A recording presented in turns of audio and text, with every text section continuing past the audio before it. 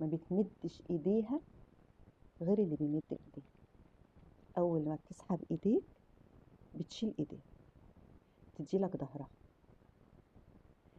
وما نيل المطالب بالتمني ولكن تؤخذ الدنيا غلاب، زي ما سعاد حسني عملت كده اهو. الكده اهو هو الاستمرار، هو كتر المحاولات مش الاستسلام. مش اول ما الدنيا تخبطني على ظهري او هتديني ألم على وشي اقول لها لا يا ستي ستوب كده، انا ما كنتش متفق معاكي على كده، انا متفق ان انا عندي هدف وعايزه اوصل. هتخبطيني ليه على وشي؟ عارف الدنيا بتخبطك على وشك ليه؟